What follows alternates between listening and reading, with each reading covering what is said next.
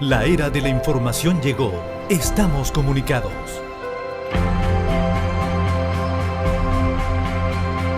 Somos hospitales y clínicas, universidades y escuelas, ayuda social y más de 60 medios de comunicación por todo el planeta.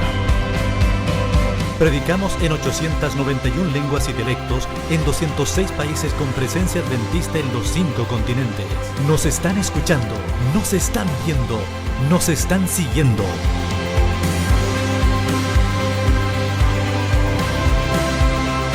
Nuevo Tiempo está transformando vidas. El Evangelio en la era digital. Y será predicado este Evangelio del Reino en todo el mundo, para testimonio a todas las naciones, y entonces vendrá el fin.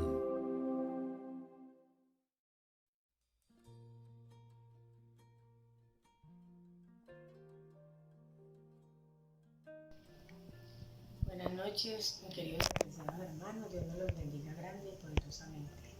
Esta noche el Señor nos ha regalado una hermosa y maravillosa promesa que la encontramos en el libro de Salmos 28:7, que nos dice: Jehová es mi fortaleza y mi escudo. En él confió mi corazón y fui ayudado. Por lo que se gozó mi corazón y con mi cántico le alabaré.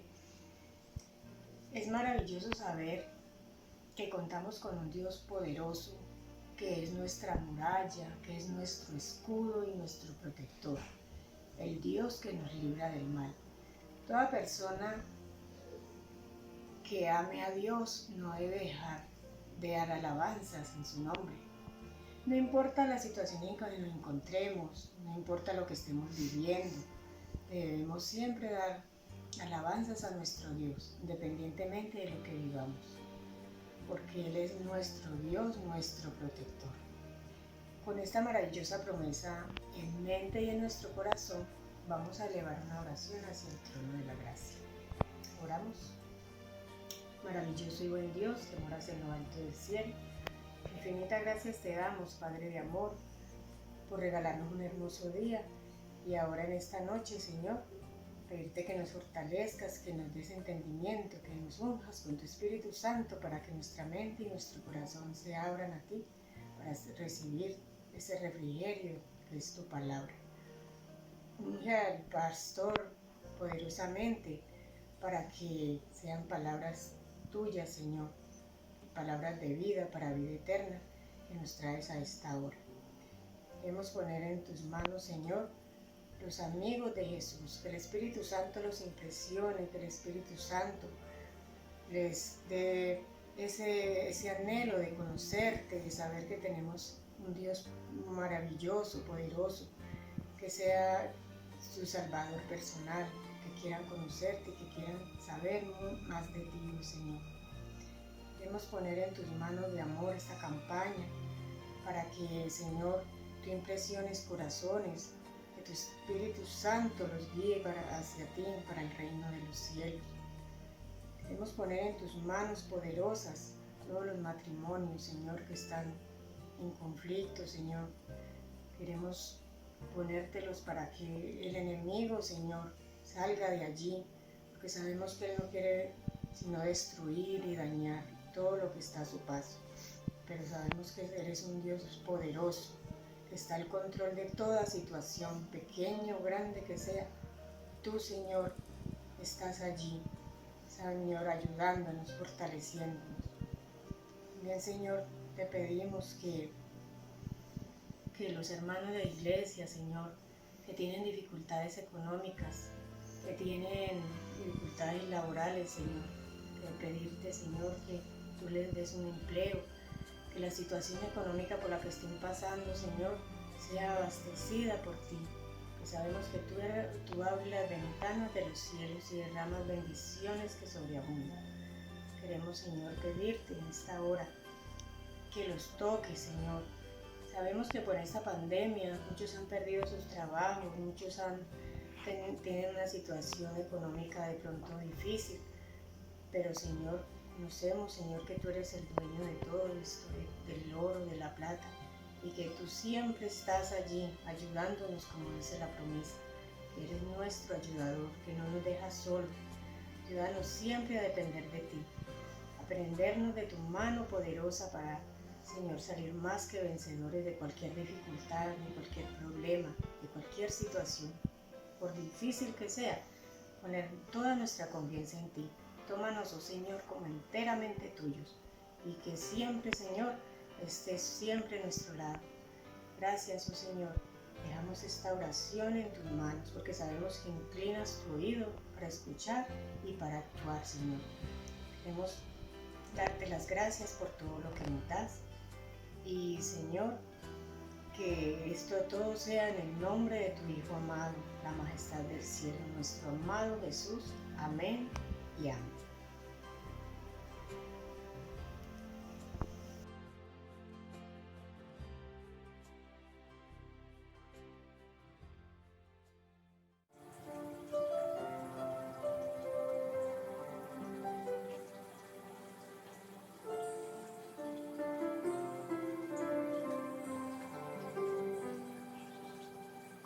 Ven, Señor, transfórmame en tu siervo. Ven, renueva cada pensamiento. Ven, perdona mis errores. Ven y sana mis dolores. Ven, quita mis temores para que en libertad te adore. Señor, transfórmame, es mi deseo. Crea en mí un corazón nuevo que guarde tesoros en el cielo. Dios, transfórmame y lávame entero. Solo tu sangre tiene el poder de purificar. Transfórmame.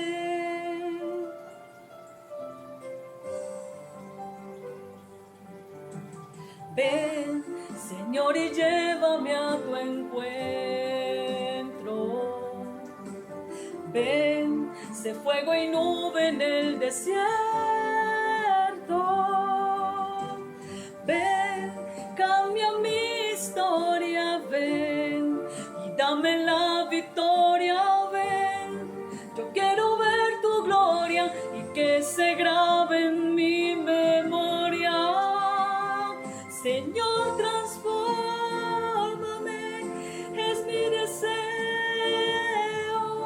Crea en mí un corazón nuevo que guarde tesoros en el cielo. Dios, transfórmame y lávame entero. Solo tu sangre tiene el poder de purificar. Transfórmame.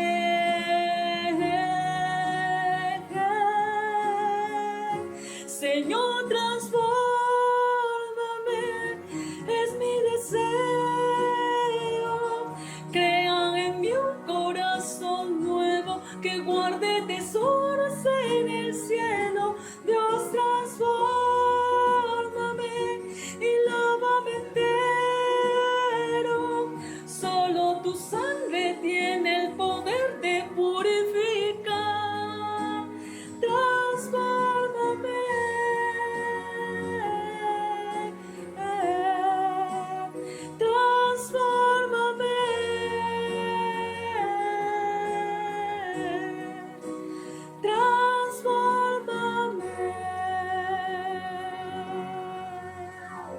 Amén. Que la honra y la gloria sean solo para Dios.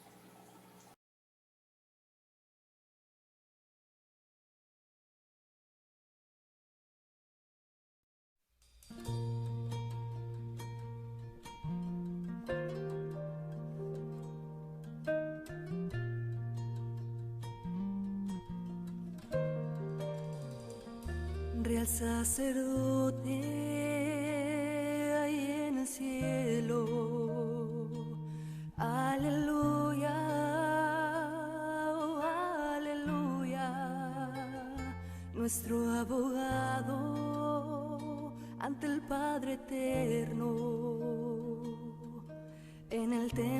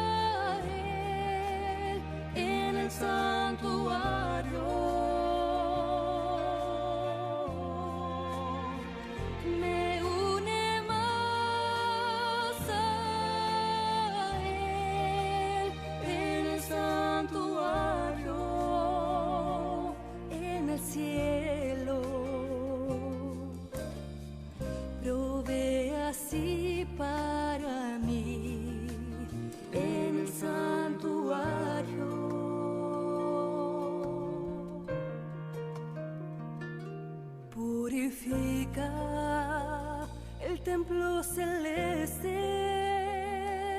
Aleluya, oh aleluya. Y su venida está preparando a todo aquel que ha sido fiel. Mis faltas borra Él en el santuario. Me une más a Él en el santuario, en el cielo. Provee así para mí en el santuario, en el trono aquel de la gracia eterna. Estaremos reunidos allí.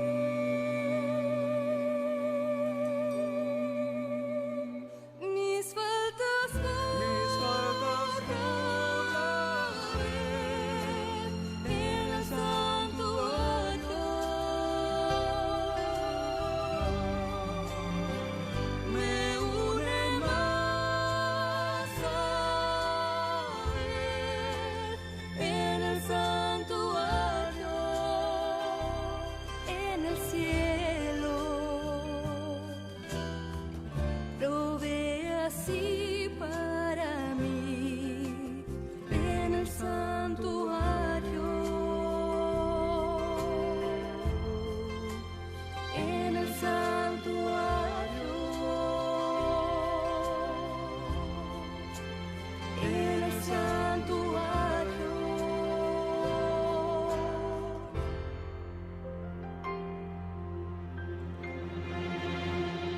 Mis faltas borra en el santuario. Me une más a Él en el santuario, en el cielo. Provee así para mí en el santuario, en el santuario, en el santuario. En el santuario.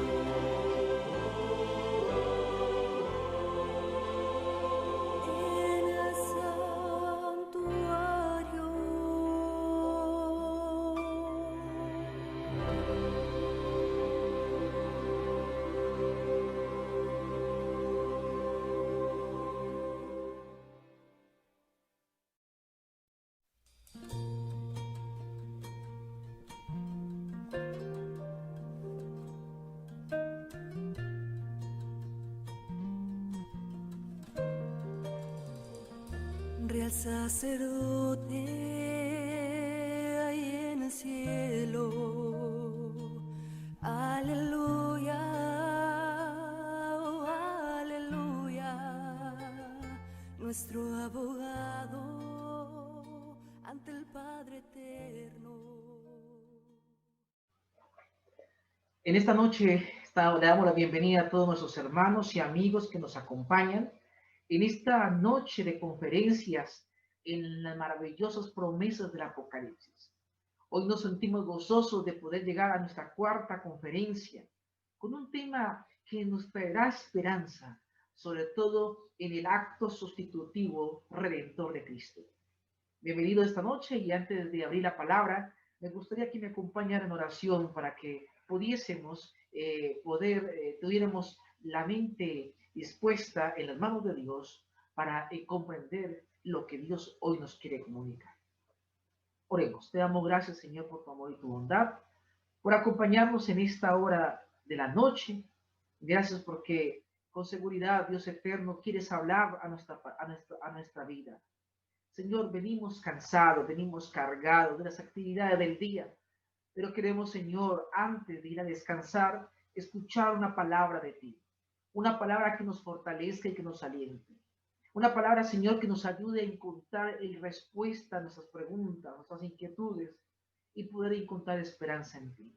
Señor, coloco los enfermos de tu pueblo, coloco, Dios eterno, a tu iglesia adventista, no solo en tu lugar, sino en la ancha faz de la tierra. Confiamos en tu dirección y asistencia, en el nombre de Jesús. Amén. Bueno, el tema de anoche fue un tema interesante porque pudimos aprender acerca de cómo las personas que se contaminaban con tocar cadáveres de animales o de personas, Dios proveía una solución y proveía ofrendas, proveía baños o ofrendas por su pureza, por su limpieza, donde Dios indica una vez más que se preocupa por la higiene, pero también se preocupa por la higiene espiritual. Que nosotros seamos librados de la contaminación del pecado. Y vimos cómo Dios desea que tu vida espiritual sea una vida pura para poder ver a Dios. Yo quiero ver a Dios, quiero contemplarle y poder tener, obviamente, con el poder del Espíritu Santo, la victoria sobre aquello que contamina mi vida y que contamina mi mente. El tema de esta noche lo he titulado, le he colocado un título que con seguridad va a traer, realmente para mi concepto, va a traer esperanza a mi salvación. El título del mensaje que he querido compartir con ustedes en esta ocasión es Las paradojas del Evangelio en sombras. Voy a repetir, la paradoja del Evangelio en sombras. Tres palabras claves aquí, paradojas, Evangelio y sombras. ¿Y qué tiene que ver esto con mi salvación? Bueno, así que acompáñenme porque nos sumergiremos en algunos eventos del santuario y ritos del santuario que traen un mensaje espiritual poderoso para usted y para mí. Quiero decirle que cuando vamos a la naturaleza podemos contemplar, tal como Adán y Eva contemplaron, las maravillas del amor de Dios.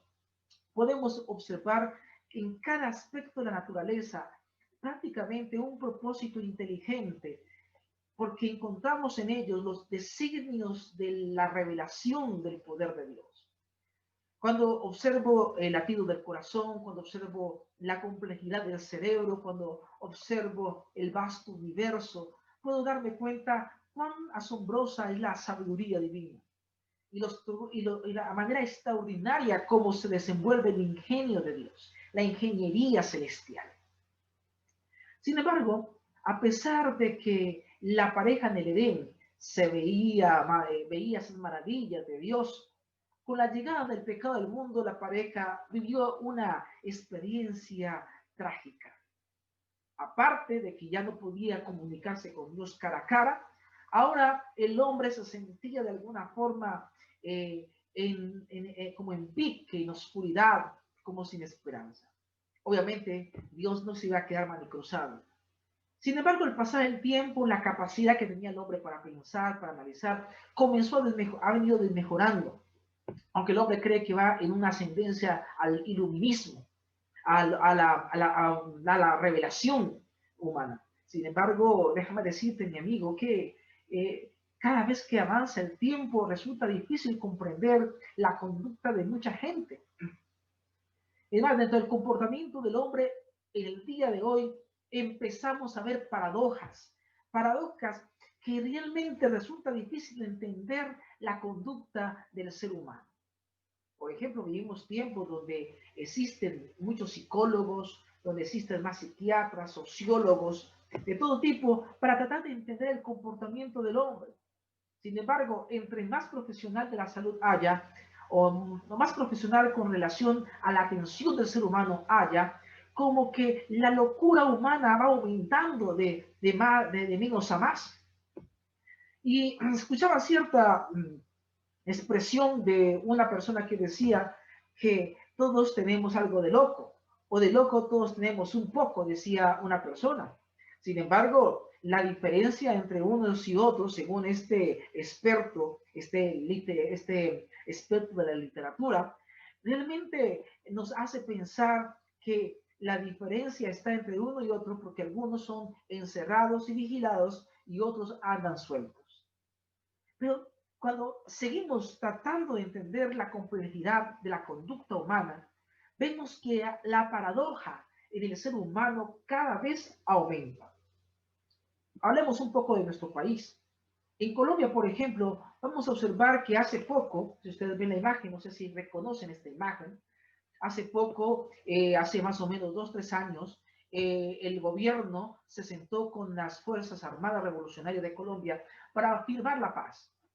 Pero déjeme decirte que Colombia anda en búsqueda de paz hace más de 50 años, hablando de la historia más moderna de Colombia. Trata de buscar la paz. Sin embargo, aunque trata de buscar la paz, ¿cómo tratar de entender hoy la paz? Si por ir en búsqueda de la paz, la gente se pelea y entre más se pelea, más se divide por buscar la paz. Una paradoja, ¿cierto? Si tú me preguntaras qué es una paradoja, yo podría definirle que la paradoja es un dicho o un hecho que parece contrario a la lógica. Podríamos decir que una paradoja son dos pensamientos que cuando se presentan parecen contradecirse. Dos conceptos que parecen contrarios, pero que realmente presentan una verdad.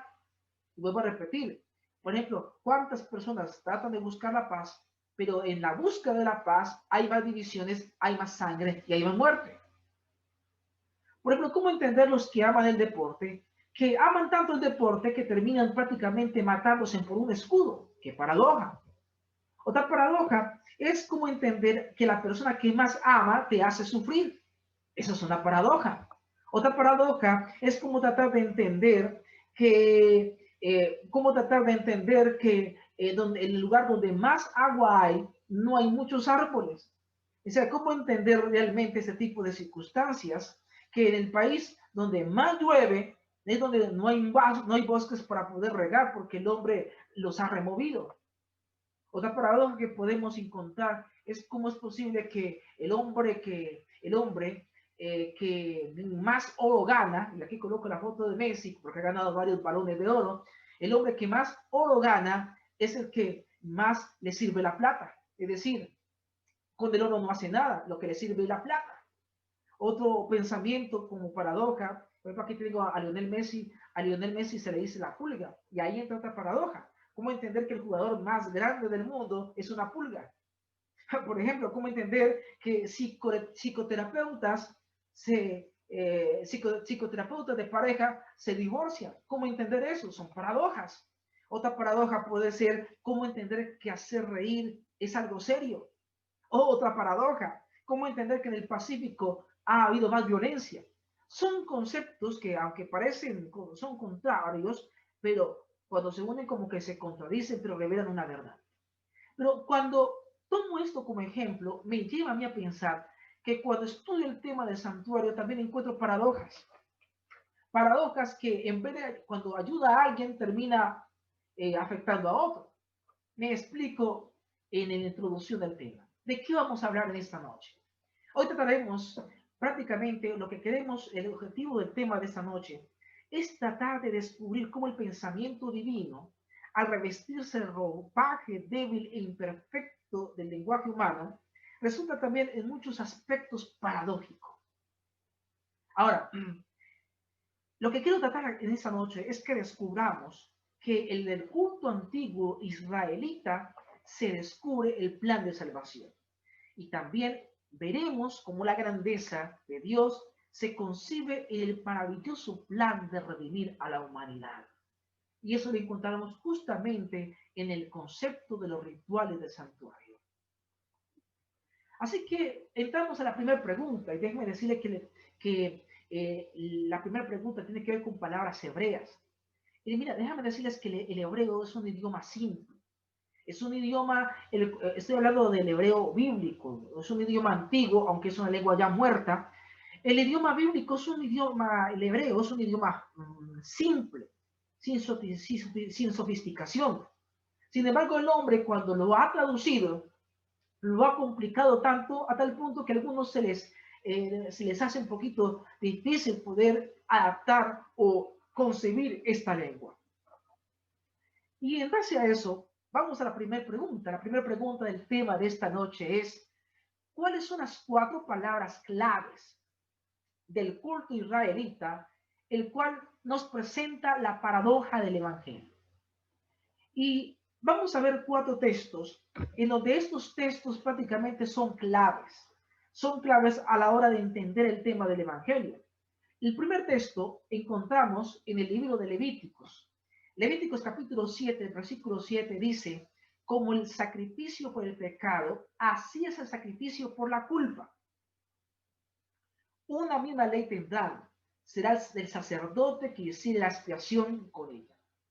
Lo que aquí vamos a encontrar 2 palabras en hebreo, donde dice sacrificio por el pecado y donde dice el sacrificio por la culpa. Por ejemplo, la primera palabra donde dice sacrificio por el pecado es la palabra hatat. La palabra hatat literalmente significa ofensa o pecado. Se refiere a hatat, pecado, ofensa. Pero esto cuando la relacionamos esta palabra con los sacrificios de santuario, se le conoce como sacrificio por el pecado. Pero en el momento que se va a traducir dentro del contexto de los ritos de santuario, se traduce finalmente como sacrificio de purificación, un sacrificio de expiación. Es decir, la palabra significa pecado, ofensa, pero cuando se traduce en el contexto de santuario, de los ritos de santuario, se traduce como el sacrificio de purificación, de expiación. Una ofrenda por el pecado, pero que finalmente lo que hace es expiar el pecado. Una paradoja. Un segundo ejemplo es la palabra hasam, cuando se refiere a la culpa, sacrificio por la culpa. Esta palabra hasam en hebreo se traduce como culpa. Obviamente se está refiriendo al sacrificio por la culpa, por la responsabilidad pecaminosa que tiene la persona. Pero cuando se traduce esa palabra literal al contexto del tema del santuario, se traduce esa palabra como el sacrificio de reparación. Es decir, significa culpa, pero se traduce en el contexto de los sacrificios el sacrificio de reparación. Algo que culpa, pero que repara. Una paradoja. Otro texto el tercer texto, o la tercera palabra que nos ayuda también a entender, bueno, a tener en cuenta otra paradoja del Evangelio, dentro del contexto de los sacrificios del santuario, está en Levíticos, el capítulo 10, versículo 17.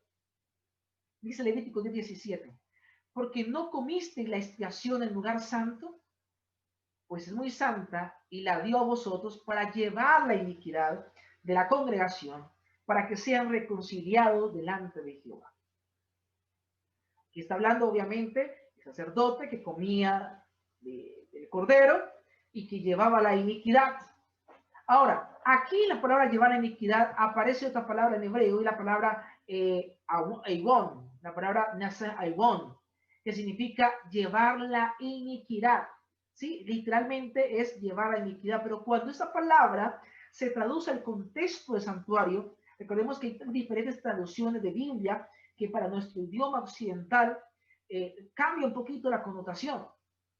Cuando se traduce en el contexto del santuario a nuestro idioma, se traduce como quitar la iniquidad. O sea, literalmente significa llevar la iniquidad, pero cuando se traduce hay una paradoja, quita la iniquidad. Pero aunque los dos parecen contradecirse, va a traer un mensaje claro para nosotros. Y lo hemos comprendido que a medida que va avanzando el tema de esta noche. Otro, por ejemplo, es la cuarta palabra, es la palabra que encontramos en Números 19:9, cuando dice, y un hombre limpio recogerá las cenizas de la vaca y las pondrá fuera del campamento en un lugar limpio, y la guardará la congregación de los hijos de Israel para el agua de purificación. Es una expiación. Aquí viene la cuarta palabra, la palabra el agua de purificación. Y la palabra que encontramos justamente que se refiere a este tipo de ofrenda es la palabra nidag. La palabra nidag literalmente se traduce como agua de inmundicia.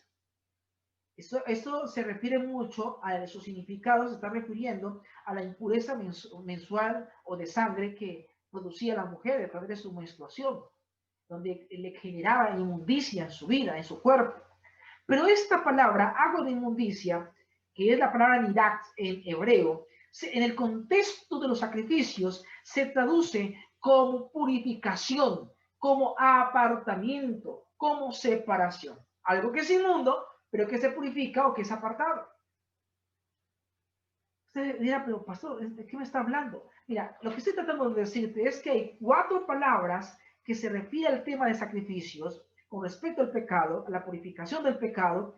4 palabras que, que literalmente en hebreo significa culpa, significa ofrenda por el pecado, significa agua de inmundicia, pero cuando se aplica al contexto de los sacrificios, tiene un significado positivo, como el de purificación, como el de expiación, como, por ejemplo, también el de reparación, entre otros. Allí donde voy con el tema de la paradoja. Encontramos paradojas dentro de estos textos. Y teniendo en cuenta esto, viene la pregunta 2. Había una ofrenda que se hacía cuando habían personas que se contaminaban con cadáveres de animal o de personas. Y la pregunta 2 dice, además del cuero de la vaca rojiza y su carne, su sangre y su estiércol, ¿qué otros ingredientes debían agregarse para obtener las cenizas del ritual de purificación? Me explico. Resulta de que cuando una persona tocaba un cuerpo, cuando una persona tocaba el cuerpo de un animal o de una persona, de un cadáver, la persona automáticamente se contaminaba. Ayer en el tema de ayer vimos cómo la persona que tocaba un animal, de cadáver de un animal, quedaba inmundo hasta la noche, pero tenía que hacerse un baño. Ayer también vimos que la persona cuando tocaba el cadáver de una persona, pues también quedaba inmunda, pero esta persona tenía que presentar un sacrificio y debía quedar inmundo durante 7 días. Y después de los 7 días debía entonces, ahora sí, ya quedar limpiado.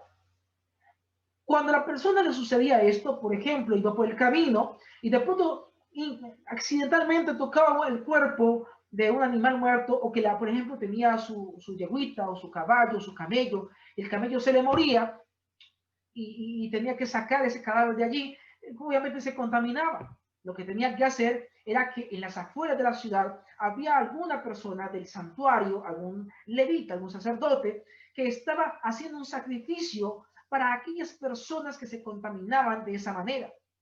Y lo que hacía era prácticamente sacrificar una vaca rojiza. Por eso aquí hablamos de la vaca rojiza, en donde la quemaba, en donde esa vaca se convertía en cenizas. Obviamente se extraía también la sangre. Se quedaba en cenizas y esas cenizas que quedaban hacía una especie de mezcla. Y ahí es donde viene la pregunta, ¿qué otros ingredientes le hacía a esas cenizas? Le agregaba a esas cenizas del ritual de purificación, porque tenía que hacer esto para que cuando alguien llegara inmundo de afuera, antes de entrar a la ciudad, antes de llegar al santuario, antes de entrar al acampamento, pudiera purificarse con el rito que este sacerdote estaba haciendo en las afueras de la ciudad o en las afueras del campamento. Mira dónde lo encontramos. Números capítulo 19, versículos 5 al 6. Dice la palabra de Dios. Y hará quemar la vaca ante sus ojos, su cuero, su carne y su sangre, con su estiércol, hará quemar. Luego tomará el sacerdote madera de cedro, número 1. Número 2, hisopo. Número 3, escarlata. Y lo echará en medio del fuego en que arde la vaca. Saben, mis amigos queridos, con respecto a esta pregunta, realmente Dios ordenó prácticamente sacrificar una vaca de color rojizo y transformarla en cenizas, como dice el texto bíblico. Ahora, esas cenizas estarían fuera del campamento al alcance de toda aquella persona que se había contaminado en el campo por haber tocado un cadáver de algo, de un animal o de una persona. Y si quería entrar al campamento, como lo dije hace un momento, antes de entrar tenía que participar de este rito de purificación, si quería entrar al campamento, si quería entrar a la comunidad.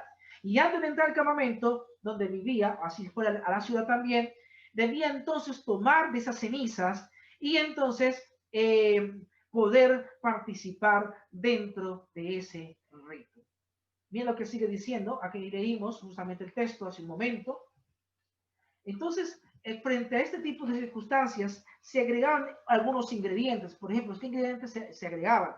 Ya mencionamos, se agregaba el cedro rojo, se agregaba el hisopo y se agregaba una planta con una tinta roja, como era prácticamente el escarlata. El escarlata, todo esto producía un color rojizo que cuando se mezclaba con la ceniza creaba una especie de agua y como que representaba una sangre. Y de esta manera la persona podía participar de este rito de purificación. Pregunta 3. Ahora, ¿qué color tendría el agua cuando se mezclaba con las cenizas de la vaca rojiza y cómo se le llamaba? Aquí viene la pregunta complementaria a lo que mencioné hace un momento. El libro de Números, el capítulo 19, versículo 9 dice: y un hombre limpio recogerá las cenizas de la vaca. Fíjense bien, un hombre limpio, es decir, un hombre que no había tocado algún cadáver. En este caso nos referimos a un sacerdote, al que estaba encargado de dirigir esa ceremonia, ese ritual. Y un hombre limpio recogerá las cenizas de la vaca, las pondrá fuera del campamento en un lugar limpio, y las guardará la congregación de los hijos de Israel. Para el agua de purificación es una expiación. Ahora, es evidente que se preparaban las cenizas con el propósito de poder contar como si fuera sangre, sin necesidad de hacer de pronto el sacrificio cada vez que alguien se contaminaba. No había necesidad cada vez que se contaminaba por tocar el cadáver de un humano o de un animal. Sin embargo, ya vimos que el agua mezclada con estas cenizas se le llamaba lidak. Literalmente se le conocía como el agua de la inmundicia. Pero entonces, mi amigo querido, se usa ese término, se usa especialmente en la Biblia con relación al derramamiento de sangre, como en el caso de cuando una mujer da a su menstruación, obviamente expulsa sangre, ahí hay contaminación. A eso se le llamaba agua de inmundicia. Pero en este caso, esto que estaba sucediendo se le llamaba agua de inmundicia, pero también servía para purificar al que se había contaminado. Y en este caso se le llamaba el agua de purificación. Y es ahí donde encontramos prácticamente una paradoja, algo que significa agua de inmundicia, pero sirve para purificar al que está contaminado. Una paradoja, pero tenía un significado especial para la vida espiritual. Entonces, ¿cuáles eran los resultados, mis hermanos queridos, frente a este tipo de circunstancias? ¿Cuáles eran los resultados? Pregunta 4. ¿Qué resultados distintos y aparentemente paradójicos se daban entre los que entraban en contacto con las cenizas y las aguas de inmundicia o purificación? Para ello vamos a seguir leyendo el libro de Levíticos 19:9. Volvemos a leer. Y el limpio rociará sobre el inmundo al tercero y al séptimo día. Cuando lo haya purificado al día séptimo, él lavará luego sus vestidos, y asimismo se lavará con agua, y será limpio a la noche. Ahora, ¿qué percibe usted en este pasaje? En este pasaje encontramos que el limpio purifica al impuro, así de sencillo, con esas aguas sanguinolentas, diría yo, de color rojizo de sacrificio. Pero al mismo tiempo se contaminaba hasta la puesta del sol. Es decir, el limpio que purificaba al impuro permitía que el impuro quedara limpio. Pero el que era limpio, que participaba para que el impuro se limpiara, él automáticamente quedaba impuro porque estaba tocando un cadáver también. Así que aquí había una paradoja. El limpio participaba para purificar al impuro, pero cuando el impuro se limpiaba, el limpio se contaminaba. ¿Qué paradoja encontramos allí? Así que este sacerdote que participaba o que dirigía esta ceremonia, finalmente, después de haber tocado al animal, quedaba inmundo y que debía quedarse así, debía por consiguiente bañarse y finalmente quedar así hasta la puesta del sol. Esto es lo que se le llama, en términos bíblicos, el principio del intercambio sustitutivo. La pureza del animal aplicada al impuro lo limpia, pero a su vez la impureza del pecador transferido al animal contaminaba al sacerdote que estaba prácticamente participando por tener contacto con el sacrificio por el pecado, así que ahí se ensuciaba. Sabe, amigo querido, este enfoque que estoy compartiendo con ustedes, realmente por muchos intérpretes de la Biblia, ha sido un poquito confuso, que realmente no niegan ese principio de la sustitución o transferencia de impureza o pecado en el sacrificio israelita. Sin embargo, a través de los tiempos, en este tema paradójico, algunos judíos que de alguna manera han entendido este tema de la transferencia de la transferencia de pecados, del limpio al impuro, realmente nos enseña a nosotros que se ha venido entendiendo claramente este concepto dentro del mundo cristiano y sobre todo dentro del mundo judío. Por ejemplo, hay algunos teólogos judíos, cristianos, algunos teólogos judíos, que tratan de explicar los efectos paradójicos del sacrificio israelita. Por ejemplo, encontramos a Levine de 1992, él declara lo siguiente: la sustitución de una víctima y la transferencia de ella de la impureza y de los pecados de los adoradores crea la aparente paradoja de una víctima inmunda, sirviendo como expiación, como un instrumento de la purificación. Ahora, este autor agrega lo siguiente: esta paradoja aparente está construida dentro del sistema entero de rituales purificatorios israelitas. Una vez más, aquí este escritor judío confirma ese concepto de sustitución que hay dentro del ritual judío de la ofrenda por el pecado. Otro escritor judío, como Milgrom de 1990, él dice, siendo que la sangre de Hatat, es decir, sacrificio por el pecado, lleva ahora las impurezas que ahora ha absorbido, contamina todo objeto que salpica. Es decir, la persona llevaba su ofrenda, sacrificaba al animal, transfería sus pecados sobre el animal, pero el sacerdote que tocaba el cordero muerto y que tomaba la sangre, automáticamente el sacerdote se contaminaba y él llevaba la culpa del pecador también. Algo de cierta manera la llevaba, porque llevaba en sus manos la sangre del cordero. Y esa sangre del cordero que estaba contaminada era expresada en el santuario y el santuario quedaba contaminado. Por lo tanto, todos los días la gente venía a confesar sus pecados y el santuario se contaminaba. Es decir, para la persona, para el penitente, la idea era que su pecado quedara en el santuario y no él con el pecado. Pero si había alguien de alguna manera que no quería participar de estos ritos, pues tenía que prácticamente aceptar su culpa y pagar con su propia vida, su hora muerta. Hay varios judíos, pero yo por ahorrar el tiempo vamos a ir más adelante para poder llevar a la pregunta 5. Y me interesa que nos hagamos la pregunta 5 porque viene una pregunta interesante. ¿Qué relación tenía esta purificación de obras muertas con el pecado? Vuelvo a repetir. ¿Qué relación tenía esta purificación de obras muertas con el pecado? Muy bien. Usted podría decirme, pero pastor, todo esto me parece muy interesante, pero yo no me limpio con cenizas ni con sangre. ¿Qué valor puede tener todos sus rituales para mi vida espiritual? La respuesta es muy sencilla, mi hermano y amigo. La impureza física humana, como por ejemplo la lepra, como por ejemplo la contaminación de sangre, de muertos, en la Biblia se la emplea como símbolo del pecado, así de sencillo. Ahora, esta asociación, mi hermano querido, proviene siempre del ritual mismo donde se requería para purificarse, lo que se le denomina el hatat, el pecado. A este tipo de sacrificio se le llamaba literalmente pecado. Para poder hacer entender, quiero tomar un ejemplo y es del salmista David. El salmista David, el capítulo 51, en su declaración de arrepentimiento, podemos ver cómo él trata de entender el significado espiritual de estos ritos. Por ejemplo, leamos la cita de Salmo 51:5, dice, he aquí, en maldad he sido formado, y en pecado me concibió mi madre. Noten que aquí hay dos aspectos del nacimiento de un bebé. Dice, en maldad he sido formado. ¿Por qué dice que en maldad he sido formado? Aparte de que todos nacemos pecadores por la naturaleza pecaminosa, pero el bebé ¿de qué se alimenta? De la sangre de su mamá. El bebé se fortalece de la sangre de su mamá. Por eso, y recordemos que de alguna manera, aquí dice, en maldad he sido formado.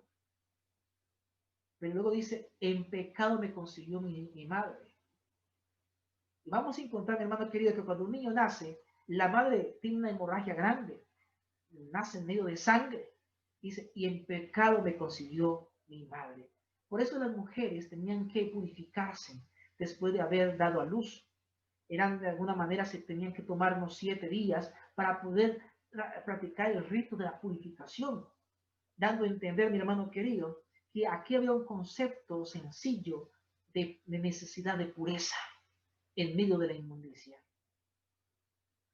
Otro texto que nos sigue confirmando es Salmo 51, 2 y 7, dice, lávame más y más de mi maldad, límpiame de mi pecado, Luego dice, purifícame con hisopo, ese mismo hisopo que se revolvía con las cenizas de la vaca roja cuando alguien se contaminaba. Aquí David está usando esta figura y dice, purifícame con hisopo y seré limpio, lávame y seré más blanco que la nieve.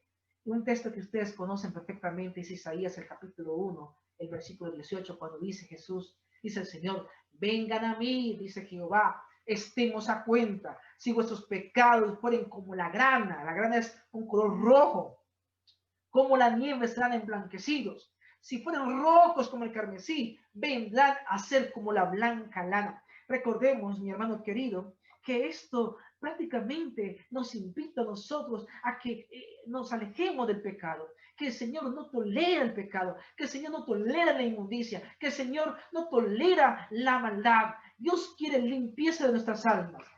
Vuelvo a mencionar, todos esos ritos eran sombras, eran figuras, eran metáforas, parábolas, para ayudarnos a entender cómo Dios detesta el pecado. Ahora, yo no estoy diciendo que una mujer hoy en día que da a luz y después de haber dado a luz quedó ensangrentada y quedó entonces inmunda, entonces ya es pecador. No estoy diciendo eso. Estoy diciendo que esa figura de alguna manera de inmundicia, esa figura que se consideraba inmunda en el tiempo pasado, en la cultura del centro oriental, en el mundo oriental, realmente tiene un significado de inmundicia, de pecado, hablando de que nuestras almas de alguna manera pueden contaminarse con el pecado y que necesitamos que nuestra vida sea limpiada como la blanca lana o como la nieve. Así que, mi hermano querido, recalcando este asunto, es importante entender que el limpio se ensuciaba con el sacrificio por el pecado y también el limpio que estaba desarrollando el ritual terminaba contaminándose con el mismo sacrificio.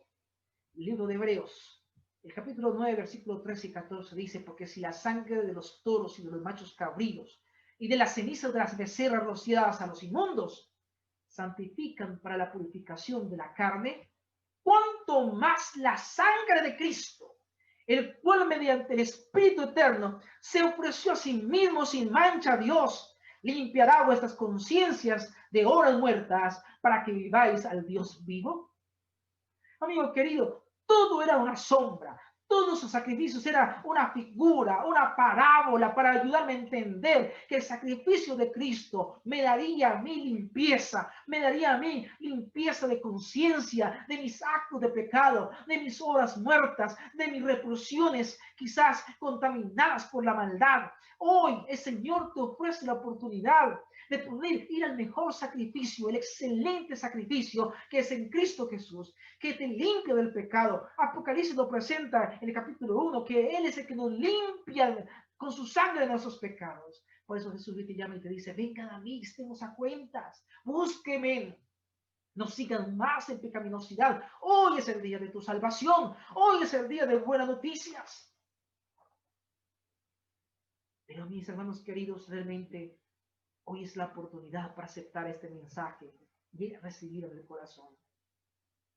Hay algo interesante, y viene la pregunta 6, ¿por qué la ley no prescribía un baño ritual para los sacerdotes cuando oficiaban dentro del santuario durante el año?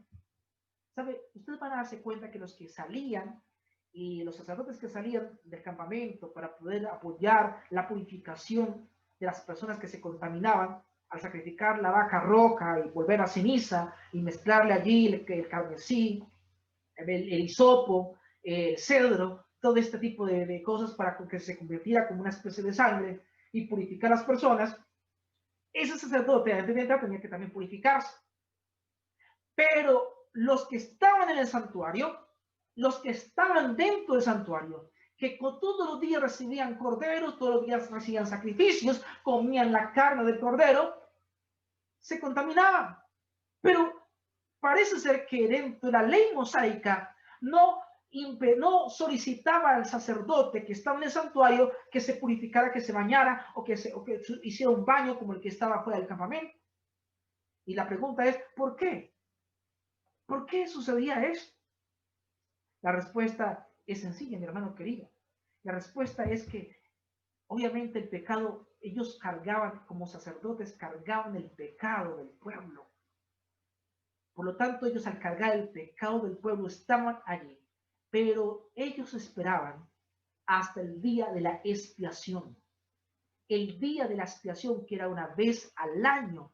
Ahí sí, después de haberse ofrecido sacrificio por el pueblo, donde nadie debía haberse quedado con sus pecados, sino haberlo confesado, que se suponía que el día de la expiación, los pecados del pueblo debían estar en el santuario, y el santuario, al estar contaminado, debía ser limpiado. Después de haber terminado el proceso de limpieza, de purificación del santuario, el sacerdote, el sumo sacerdote, debía entonces bañarse y ahí sí limpiarse para después comenzar un nuevo año ritual.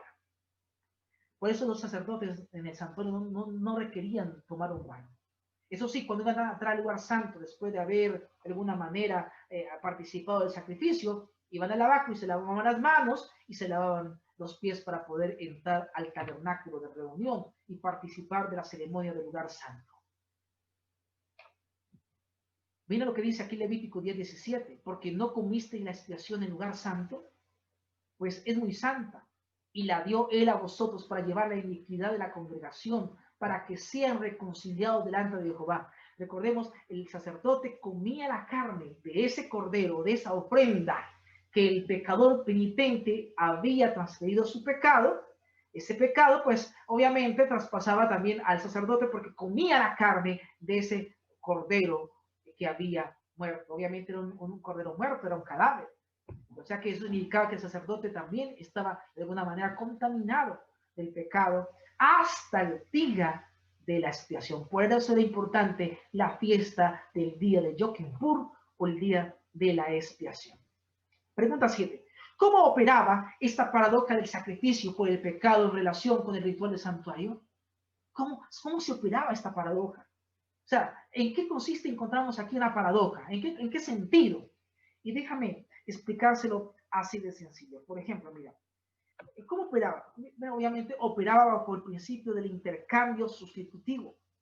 ¿Y cuál era el intercambio sustitutivo? El que mencioné hace un momento.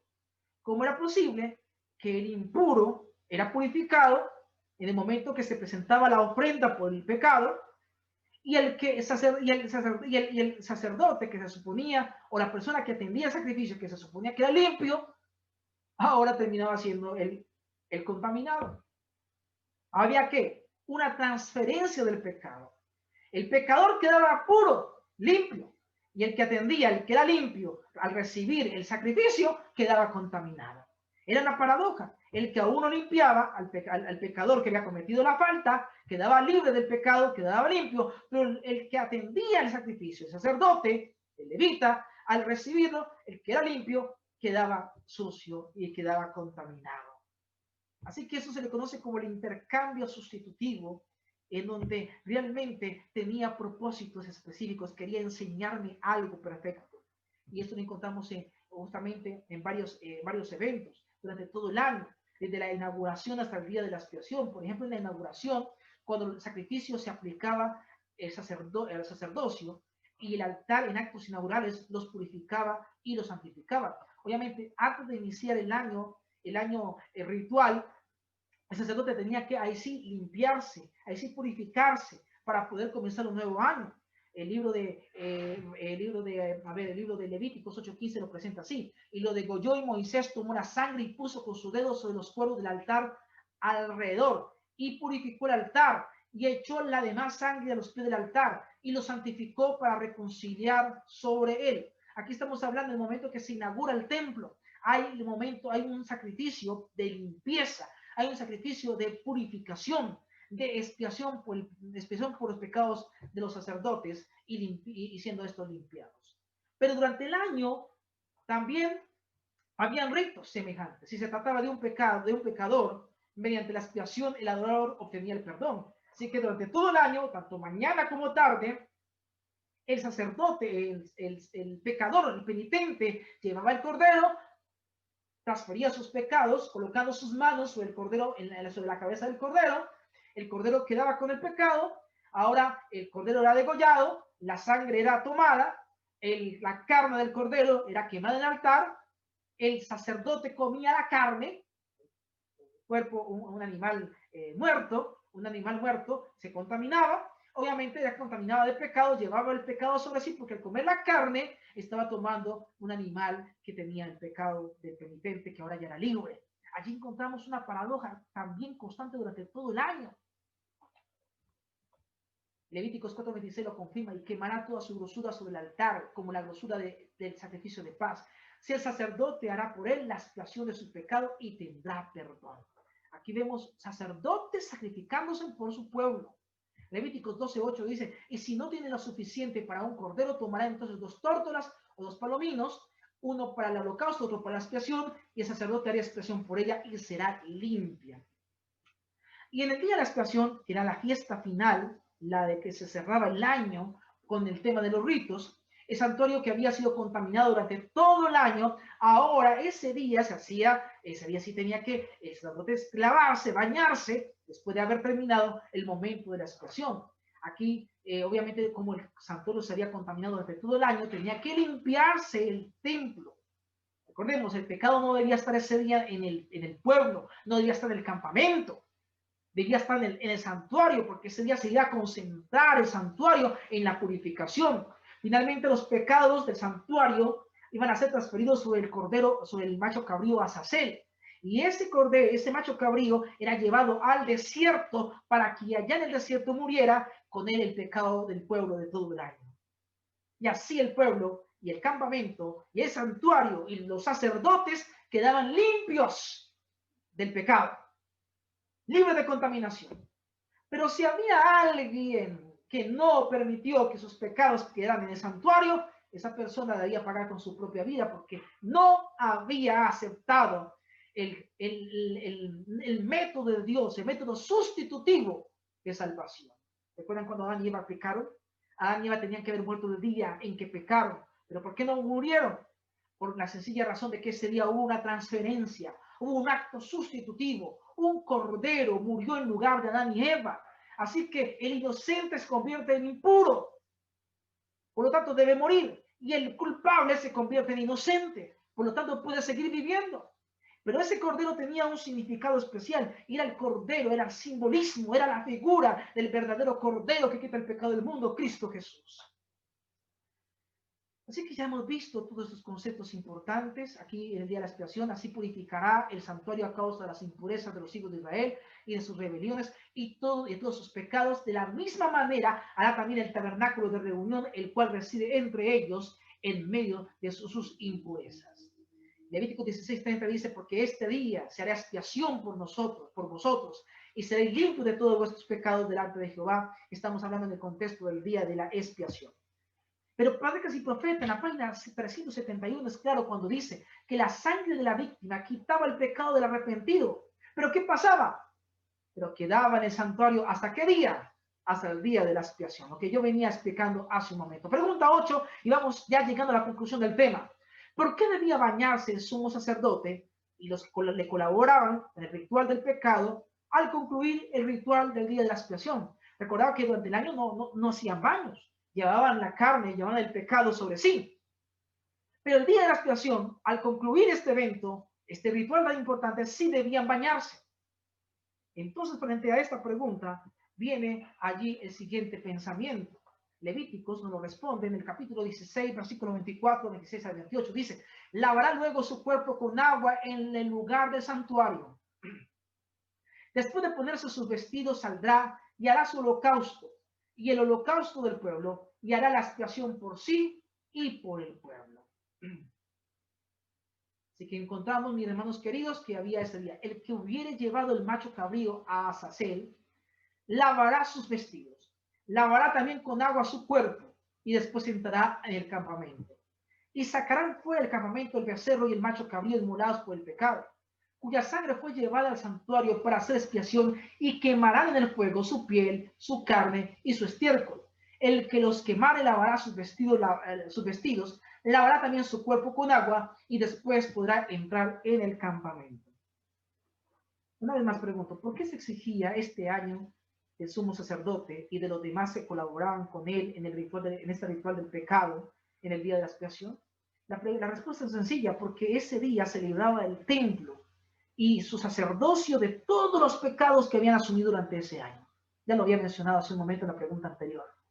Por consiguiente, nadie más debía cargar el pecado de nadie. Los pecados pasados eran puestos sobre el animal, como veremos en un estudio posterior de esta serie de temas durante esta semana. Así que ahora el pueblo quedaba santo, y ahora la tierra quedaba lista para iniciar un nuevo año limpio y en paz con Dios. La pregunta 9 es, ¿de qué manera explicó Isaías esta paradoja del sacrificio israelita en su proyección profética con respecto al siervo del Señor? ¿Recuerdan Isaías 53? Isaías 53 nos presenta la misma paradoja.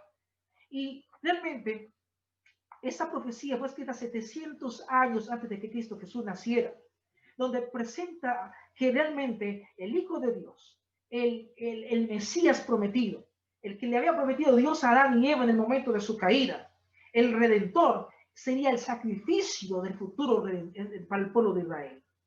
Era el siervo del Señor. Saben, mis amigos queridos, aquí lo encontramos en el libro de Isaías 53, del versículo 10 al 11, dice, con todo eso Jehová quiso quebrantarlo, sujetándole a padecimiento. Cuando haya puesto su vida en expiación por el pecado, verá linaje y vivirá por largos días, y la voluntad de Jehová será en su mano prosperada. Aquí en esta cita, mi hermano querido, encontramos esta promesa. Luego dice, verá el fruto de la aflicción de su alma y quedará satisfecho. Por su conocimiento justificará mi siervo justo a muchos y llevará las iniquidades de ellos. El justo, el Hijo de Dios, el Rey del cielo, el que se hace hombre, el inocente, el que es perfecto, el que no tiene pecado, se ofrece por nosotros voluntariamente, sin revirar. Este Jesucristo, este Mesías esperado, viene para redimir a la humanidad. Y entonces el castigo de Dios que iba a venir sobre mí, que iba a llegar sobre ti, recae sobre el Hijo de Dios, sobre el inocente, haciéndome a mí limpio, haciéndome a mí libre, dándome la oportunidad para poder tener contacto con Dios, para poder tener acceso a Dios por medio de Cristo Jesús. Y Él ahora sería la ofrenda por el pecado. Esa es la ofrenda que Dios te ha prometido a ti. Esa es la ofrenda que tú y yo hoy podemos reclamar en el nombre del Señor. Este es un ritual, una paradoja ritual. Así como la paradoja del Evangelio también lo fue. Resuelve ese principio que el Señor quiso enseñarnos, el principio del plan de salvación por medio de la sustitución. Él vino para salvar al mundo. Dios envió a su Hijo único como Cordero inmolado. Como Cordero inmaculado, Él nos dio a Jesús. Para que ustedes y yo, para que nosotros los pecadores pudiésemos poner nuestra esperanza en el Hijo de Dios. Y así fuera otorgada para nosotros ahora la nueva vida. Amigo querido, 2 Corintios, el capítulo 5, 21 dice, al que no conoció pecado, por nosotros se hizo pecado, para que nosotros fuésemos hecho justicia de Dios en él. No lo merecíamos, pero el amor de Dios es tan grande que ha permitido que tú y yo podamos ser limpios hoy. Pero por lo tanto, no rechaces la ofrenda de Jesús, no rechaces el sacrificio de Jesús. Mira a Jesús, mira su sacrificio en la cruz. Él te hace libre, Él te hace limpio, Él te da una nueva oportunidad de vivir. Él evita que tú mueras lapidado espiritualmente en medio de tu desobediencia. ¿Saben? La que mejor explica esto es la hermana Guay. La señora Guay, en el deseo de toda la gente, en la página 15 al 17, presenta el siguiente pensamiento. Cuando Cristo fue tratado como nosotros merecemos, a fin de que nosotros pudiéramos ser tratados como Él merece. ¡Ay, interesante!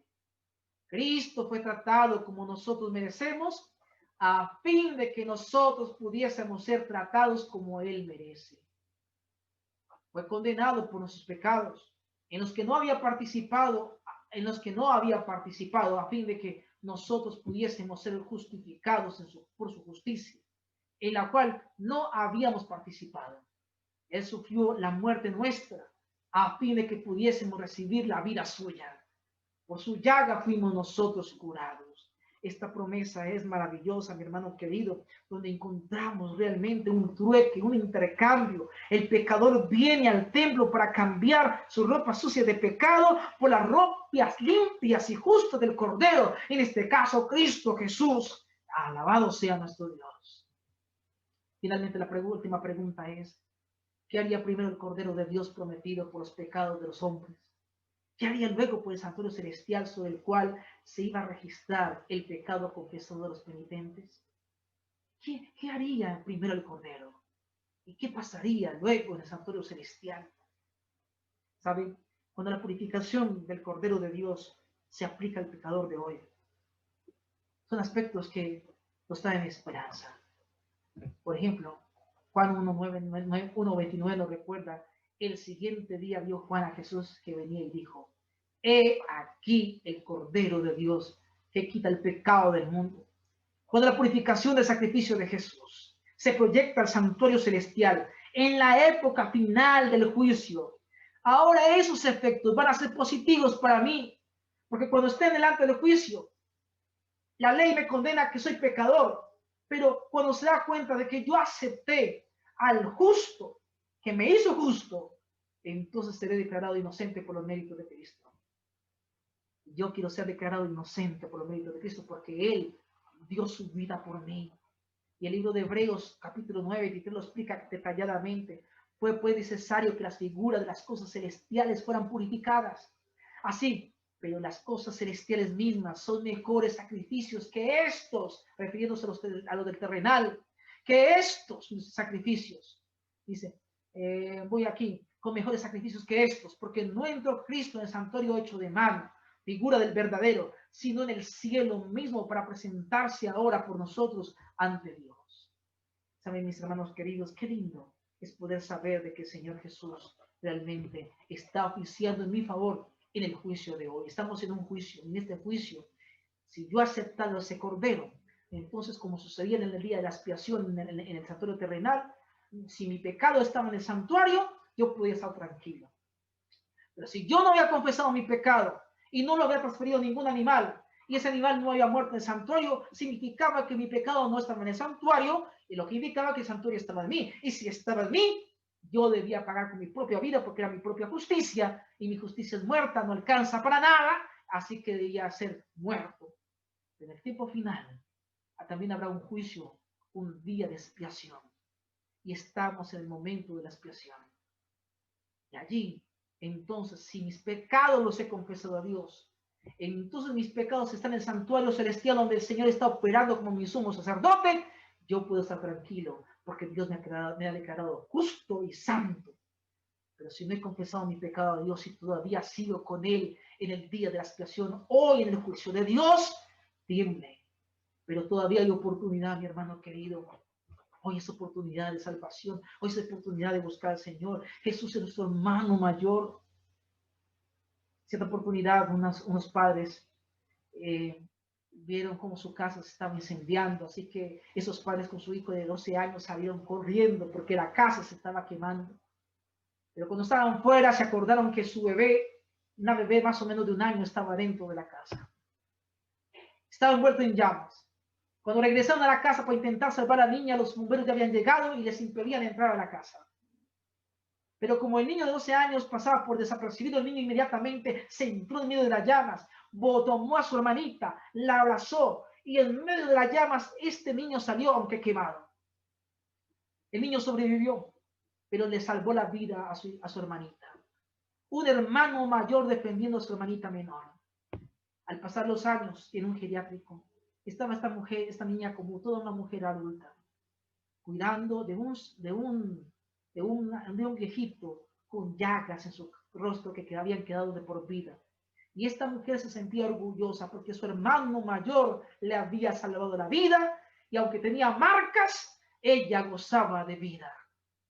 ¿Sabe? Tú y yo también tenemos un hermano mayor y ese hermano mayor es Cristo Jesús.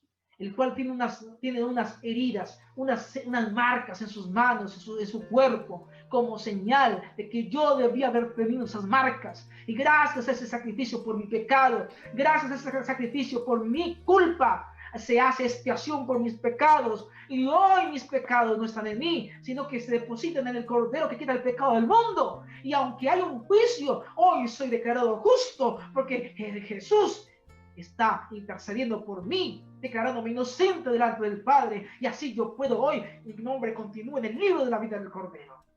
Qué importante es poder tener presente que tu nombre está escrito en el libro de la vida del Cordero, porque recuerda que Jesús lo hizo por ti, por mí, porque te ama. Isaías 53:5 lo recuerda: mas él herido fue por nuestras rebeliones, molido por nuestros pecados, el castigo de nuestra paz fue sobre él. Por su llaga fuimos nosotros curados, mis hermanos queridos. Hoy la oportunidad de venir a Jesús. No rechacemos ese regalo maravilloso que Él ha dado por nosotros. Dios ha hecho todo lo posible para que tú seas salvo. Dios ha hecho todo, lo ha colocado todo en bandeja de plata para que tú lo tomes y te apropies de Él, para que tú no ignores lo que Dios ha hecho por tu vida, por tu salvación, porque hoy es el día de salvación, hoy es el día de buenas noticias, mi hermano querido, mis hermanos apreciados. Nuestro hermano mayor, Cristo Jesús, el Hijo de Dios, estuvo dispuesto también a dar tu vida por ti y por mí, para que tú y yo pudiéramos vivir. ¿Qué otra persona va a hacer eso por nosotros? El profeta Isaías lo había exclamado, que Él fue herido por nosotros. Es cierto que el sacrificio de Jesús nos limpia de todo pecado, pero también es cierto que nuestro pecado, la muerte de Jesús por nosotros, le dejó marcas en su cuerpo. Y gracias, hermanos queridos, a esas marcas es que tú y yo podemos presentarnos libremente delante del Padre como prueba de que ese pago se efectuó, que esa transferencia se hizo, que tu pecado ya no está en ti ni en mí, que somos libres por la gracia de Dios, que somos libres y ya no hay condenación en aquel que estaba amparo en la fortaleza de Jesús. Porque hoy es el día de la redención. Hoy debes tomarlo, hoy debes apropiarte de Él. No te avergüences del crucificado en la cruz, de Jesús crucificado, porque Él lo hizo por ti. Como esta mujer no se avergonzaba de su hermano mayor lleno de marcas, tú y yo tampoco podemos avergonzarnos del Evangelio, porque el Evangelio es poder de Dios. Aunque parezca una paradoja, aunque parezca algo incomprensible, aunque se salga de la lógica humana, hoy Dios te ofrece a ti, gracias a esa paradoja, hoy te ofrece a ti la salvación. Ese es nuestro Dios que te ama, ese es el Dios que te ama. Yo tengo una pregunta en esta oportunidad: ¿estás dispuesto a identificarte con ese Cristo crucificado delante de aquella persona que no lo conoce? ¿Estás dispuesto de compartir ese Cristo crucificado? ¿Cuántos de ustedes quieren esta noche pedirle al Señor, por favor, que nos haga semejantes como Él fue cuando vino a limpiarnos en este mundo? ¿Quieres hacerlo al Señor? ¿Quieres decirle a Dios: aquí estoy? Hoy es el día de salvación, hoy es el día de buenas noticias. Hoy es el día de aceptar la buena palabra. ¿Qué vas a responder en esta noche? ¿Qué le vas a decir al Señor en esta oportunidad? ¿Le vas a ignorar? ¿Le vas a seguir siendo indiferente? Hoy es la oportunidad de decirle: aquí estoy. ¿Quieres recibir ese sacrificio? ¿Quieres orar conmigo? ¿Quieres escribirme en la caja de comentarios, en el chat? Yo en esta noche acepto el sacrificio y decido testificar de lo que Dios ha hecho por mí. ¿Quieres decirle eso? Yo también lo quiero escribir en este momento. Escríbelo conmigo, si así lo siento. Mientras tanto, vamos a orar. Oremos. Padre Celestial, tú moras en los cielos. Estamos agradecidos a ti por tu gran amor hacia nosotros.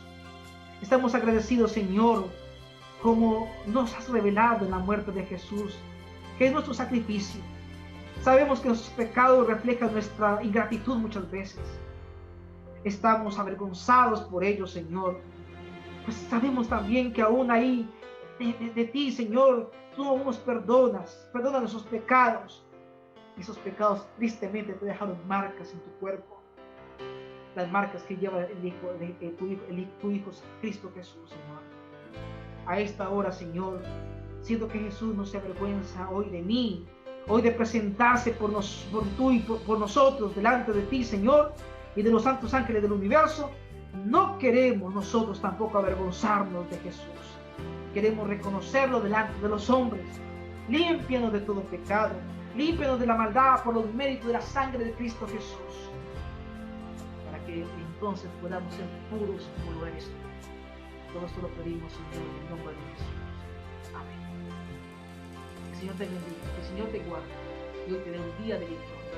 Y recuerde, hoy tú puedes ser limpio en la sangre de Jesús si aceptas a Cristo como tu ofrenda voluntaria y si decides caminar con Jesús. Que Dios te bendiga y te guarde. Nos veremos en el tema de mañana. Invita a otro amigo para que nos acompañe. Dios te guarde.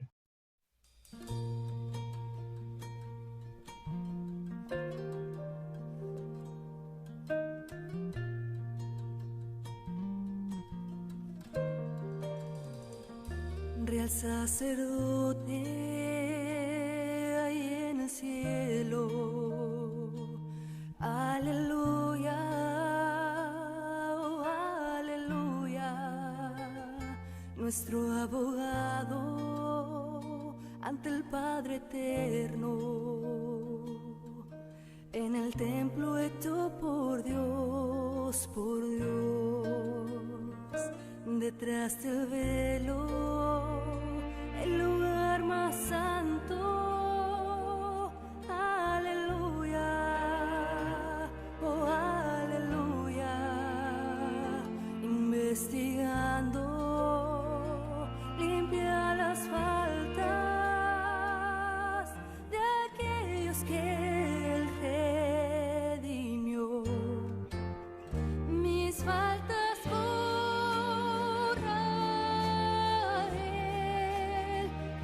Santuario me une más a Él en el santuario, en el cielo, provee así para mí en el santuario.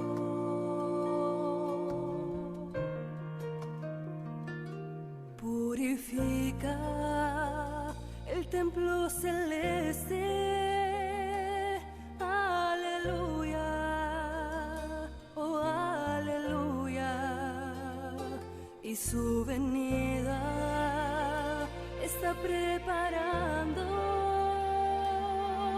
a todo aquel que ha sido fiel. Mis faltas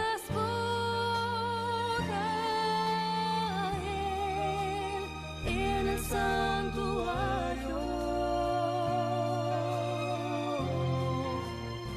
me une más a Él en el santuario, en el cielo, provee así para mí en el santuario.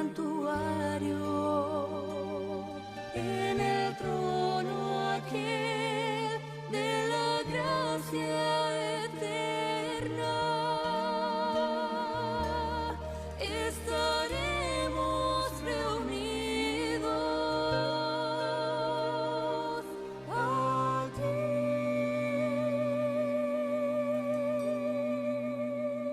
Mis faltas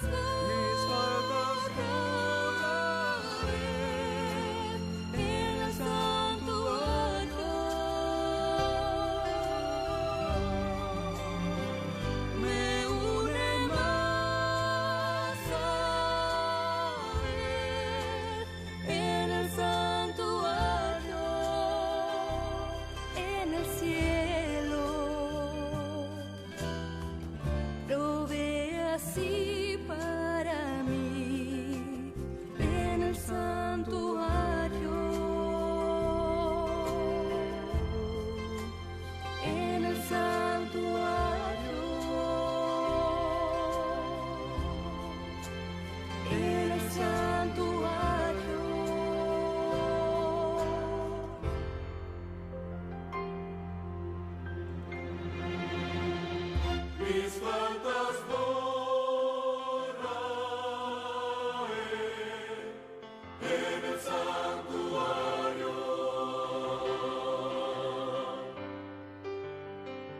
me